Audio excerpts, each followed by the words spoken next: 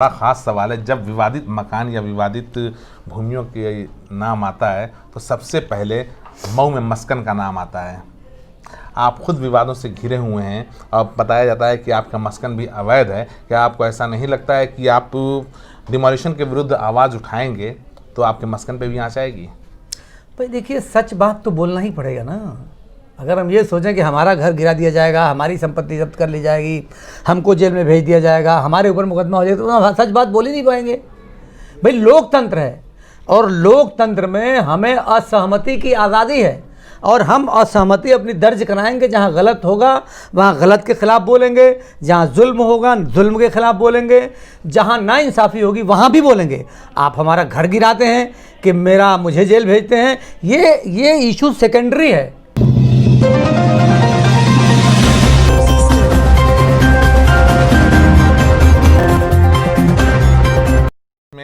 और एक बार फिर से हमारे बीच में चर्चा में भी कह सकते हैं और विवादों में भी कह सकते हैं बने रहने वाले पूर्व चेयरमैन अर्शद जमाल साहब मौजूद हैं। और आज की ख़ास बात देख रहे होंगे कि आजकल पूरे हिंदुस्तान में जनपद मऊ अपने आप में बड़ी कार्रवाइयों की वजह से जाना जा रहा है। पहले मुख्तार अंसारी के नाम से जाना जाता था, अब मुख्तार अंसारी के विरोधियों के नाम से जाना जा रहा है। इसी क्रम में हम पूर्व चेयरमैन अर्शद जमाल साहब से जानना चाहेंगे कि जो मऊ में मुख्तार अंसारी के नाम पर तरह तरह की कार्रवाइयाँ हो रही हैं, पहले तो सीजिंग की कार्रवाइयों से शुरुआत हुई थी, यहाँ से हम सीजिंग की कार्रवाइयों से शुरुआत करते हैं। क्या आप जो सीज वगैरह की कार्रवाइयाँ चली थी, आप इस कार्रवाइयों से संतुष्ट हैं या इसको किस नज़रिए से आप देखते हैं, आप इसको बताएं। देखिए, जो कार्रवाई सरकार कर रही है उस पर तो जवाब एज ए राजनीतिक व्यक्ति के, मेरे दल का वो मैटर नहीं है, तो जिसके दल का वो नेता है उसके दल वाले लोग उसमें बात करेंगे। लेकिन मुझे प्रशासन से एक शिकवा ज़रूर है कि जिनका मुख्तार अंसारी से कोई ताल्लुक़ नहीं दूर दूर तक रहा है और न कभी वो उनके समर्थक रहे हैं, तो वो उनके ख़िलाफ़ क्यों कार्रवाई कर रहे हैं? या फिर वो नाम देने, मुझे ये बात समझ में नहीं आई कि न बंधे पर जो कुछ डिमोलेशन हो रहा है तो उस डिमोलेशन में तो ग्रीनलैंड के नाम पर डिमोलिश किया गया। पेपर में डिमोलेशन का कारण ग्रीनलैंड दिया हुआ है, मगर जब कोई अधिकारी बयान देता है तो उसमें चैंप देता है मुख्तार अंसारी को। तो ये बात अपने समझ से परे है। ईसा पर जो कार्रवाई हुई तो वहाँ उनके लैंड का मामला चल रहा है, हाई कोर्ट, यानी पेरिस प्लाजा तो उन पर जो कार्रवाई हुई तो उसका मामला हाई कोर्ट में चल रहा है। हाई कोर्ट ने स्टे किया हुआ है, मगर स्टे जो है मास्टर प्लान की जो आदेश है उस पर नहीं हुआ है, स्टे उनकी लैंड पे हुआ है। लैंड पे जो विवाद था, डिस्प्यूटेड लैंड जो थी, हाँ, तो उसमें भी कुछ निर्णय हुआ था, तो उस पर जाके कोर्ट ने स्टे दिया है और गैर मुअय्यना मुद्दत का स्टे दिया हुआ है। मगर शाम को जब अचानक कोई अधिकारी आके बयान देते हैं तो फिर में मुख्तार अंसारी का नाम जुड़ जाता है कि मुख्तार अंसारी के आदमी है। तो मुझे इस पे आपत्ति है कि मुख्तार अंसारी का नाम लेके क्या किसी को भी आप क्रश कर देंगे, ये ठीक नहीं है। जो बंधे पे भी जो कार्रवाई उसमें भी जोर दिया जा रहा है। तो अगर जो कार्रवाई में पारदर्शिता होनी चाहिए, जैसे आप कार्रवाई करते हैं तो करिए, कोई दिक्कत नहीं है, लेकिन सबके साथ करिए ना।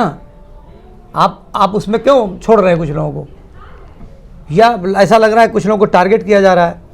मेरा जो कहना यह है कि इसमें अपराधी जो लोग मास्टर प्लान में बना और गलत बना, तो इसमें गलती तो जिसने बनाई उसने की है, मगर क्या सिर्फ वही जिम्मेदार है?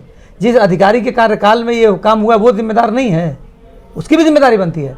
तो मेरा ये कहना है कि जो मास्टर प्लान में गलत निर्माण हुए हैं, जिस अधिकारी के ज़माने में हुए हैं, जैसे 20 साल पहले वो तामीर हुई अगर कोई भी, तो उस अधिकारी के खिलाफ भी तो कार्रवाई होनी चाहिए, चाहे उस सिटी मजिस्ट्रेट हो, चाहे मास्टर प्लान के जेई हों। आखिर पूरे शहर में निर्माण हो रहा है बना किसी उसके 4 फुट की अगर आप दीवार भी उठाना चाहो तो मास्टर प्लान का जेई वहाँ पहुँच जाता है, उसका सब मैनेजमेंट हो जाता है और उसके बाद वो चला जाता है। लेकिन इतनी बड़ी बड़ी तामीर हो जाती है, मास्टर प्लान के जेई को खबर नहीं होती जब तक कि कोई उसके दुश्मनी ना करे, पीछे ना पड़े। तो मेरा सिर्फ इतना कहने का मतलब ये है कि दोषी जिनका गलत ढंग से जो बिल्डिंगें बनी हैं उसमें जो मास्टर प्लान के जेई हैं, चाहे तत्कालीन सिटी मजिस्ट्रेट हैं, वो भी उसके दोषी हैं।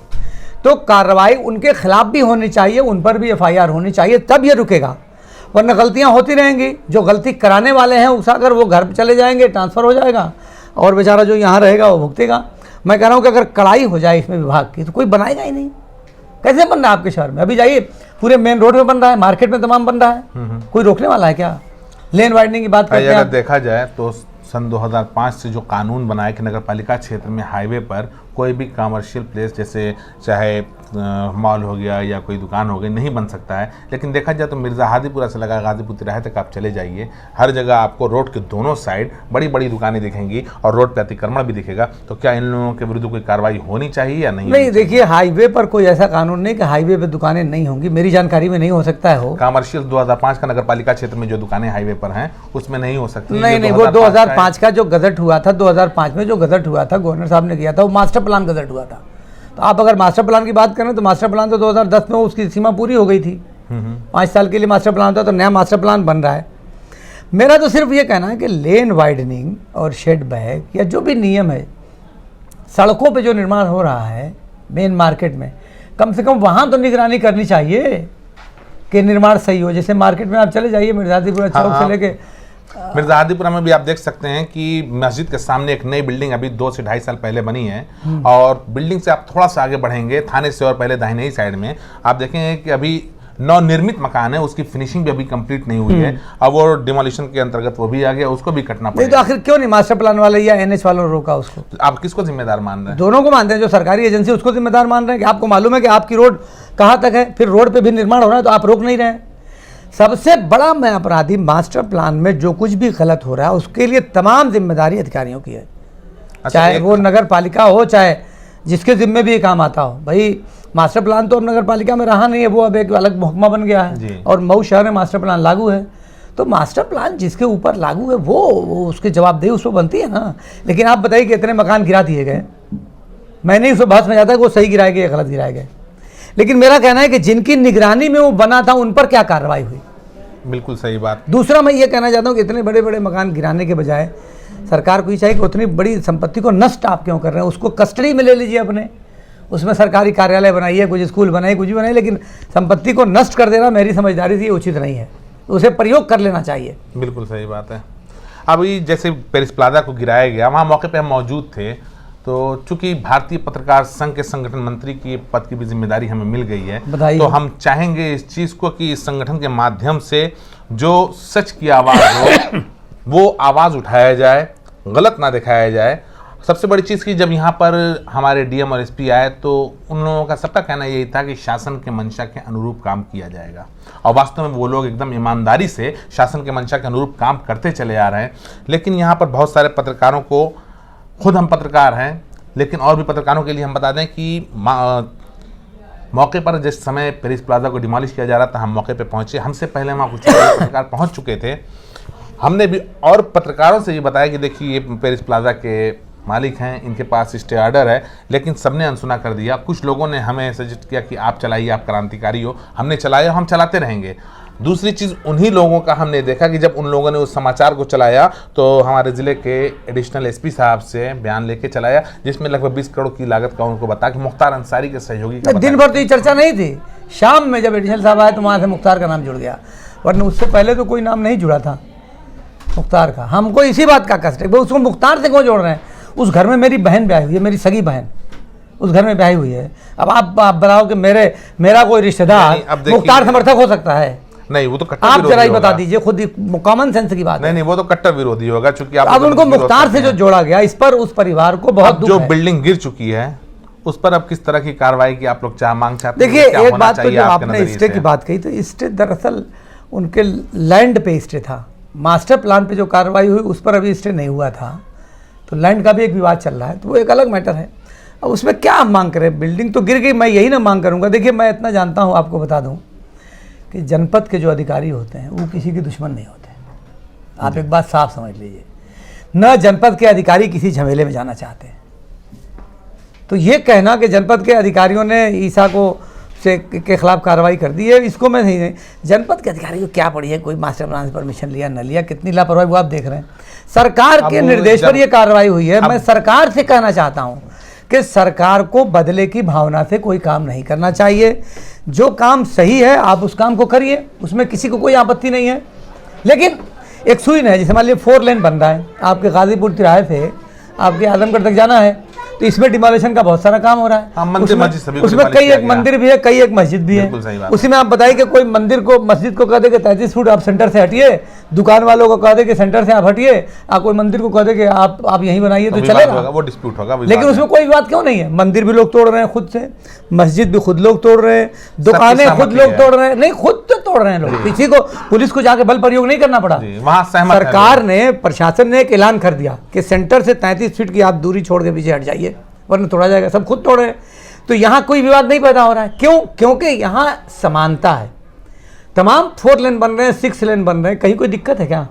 लेकिन जब आप एक तरह का व्यवहार करोगे तो किसी को कोई आपत्ति नहीं होगी, लेकिन छांट के आप किसी को टारगेट करोगे तो ये आपत्ति है। आप पावर में हैं, आप सत्ता में हैं, तो आप कुछ भी कर लें, कौन रोक सकता है आपको?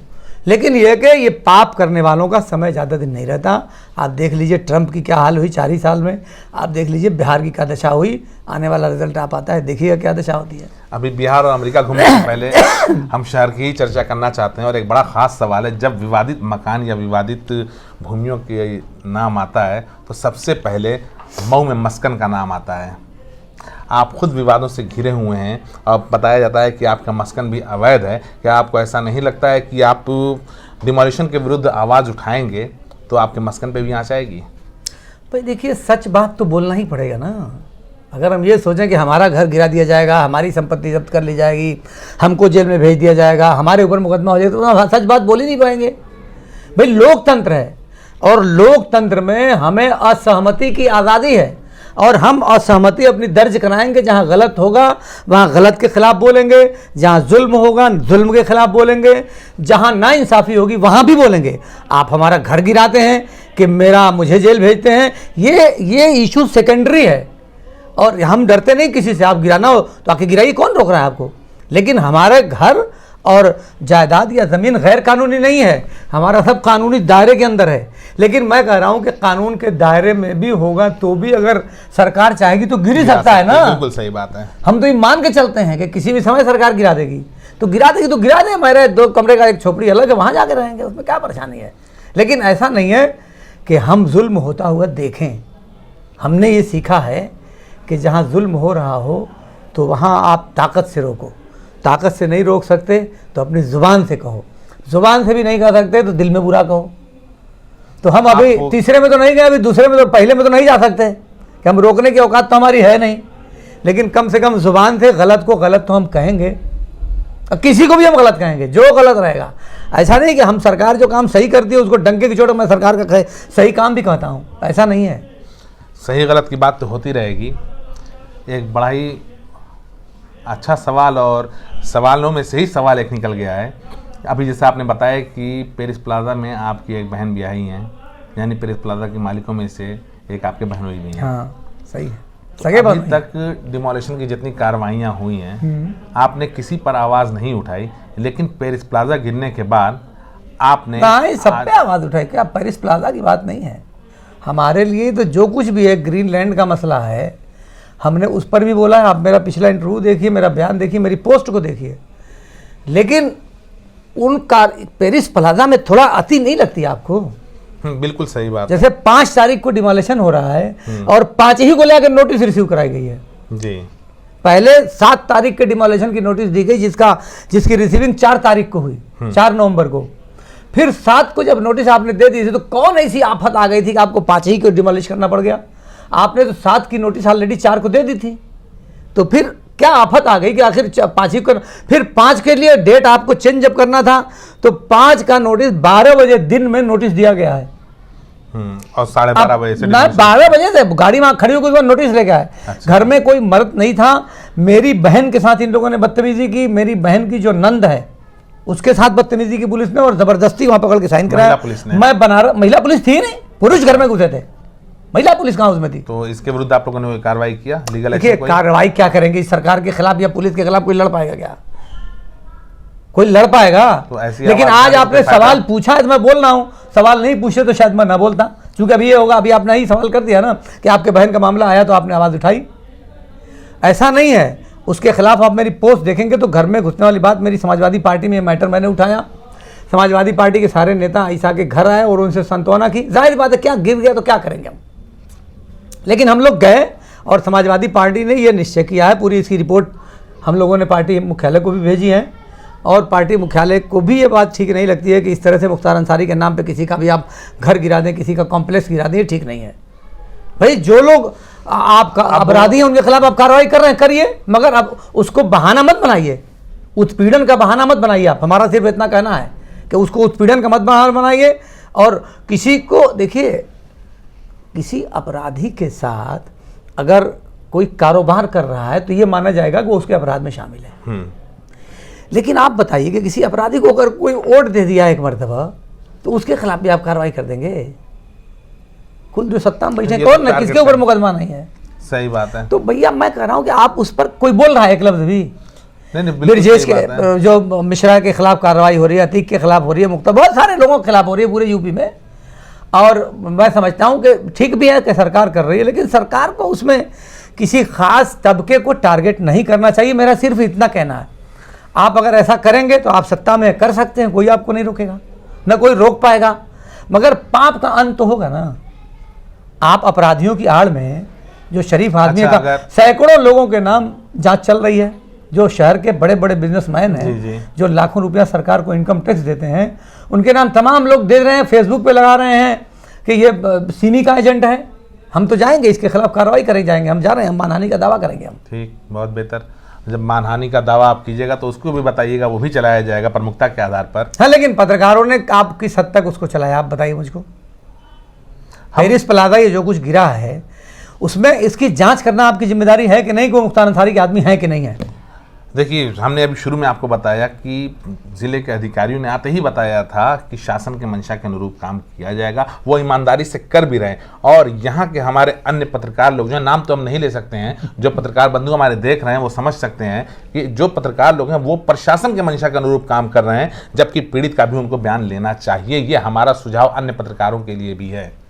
दूसरी चीज़ की, अब शहर की चर्चा से चलते हैं थोड़ा सा बिहार की तरफ। बिहार में तो आप देख रहे हैं कि सभी का पत्ता साफ, दिल को दुखी करके आप चल रहे हैं। अब बिहार खुशी वाली जगह, यानी कुछ गम था तो कुछ खुशी भी मिलना हाँ, चाहिए। नहीं, हम तो भाई बहुत दुखी हैं, हम इन घटनाओं से बहुत दुखी हैं और किसी के खिलाफ कार्रवाई से हम दुखी नहीं हैं। हम तो भैया समर्थक नहीं हैं उनके, दुनिया जानती है 1993 से विरोधी है। लेकिन आप किसी के नाम पर किसी को भी आप कार्रवाई कर दोगे, ये ठीक नहीं है। ये प्रशासन को बंद करना पड़ेगा, वरना अंत में एक दिन अति हो जाएगी, जान लीजिए।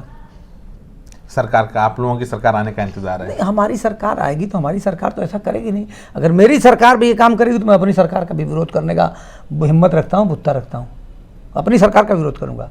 भाई आप अपना किसी को टारगेट क्यों बनाएंगे? भाई आपको जो काम करना है नियम अनुसार करते रहिए, कोई दिक्कत नहीं है।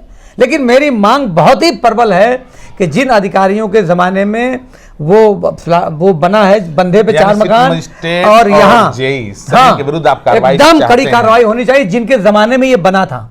तो अभी तो हमारे जो वर्तमान लोग मौजूद हैं उनके भी ज़माने में तो बहुत सारे निर्माण इनके ज़माने में बन रहा है, तभी जब उसको तोड़ेंगे तब उनके बारे में कहेंगे हम। टूट चुका है इसका मिर्जापुरा में पीडब्ल्यूडी के सड़क आप देख सकते हैं। नहीं, वो सब पहले का बना हुआ है ना, अभी कोई नया निर्माण हुआ है, 2 साल पहले का निर्माण हुआ है। मैंने एक बात कह दी कि चाहे कोई भी हो, लेकिन जिनके ज़माने में बना है, जिनकी लापरवाही से बना है, अब उन्हें गलत था, तोड़ दिया, ठीक बात है।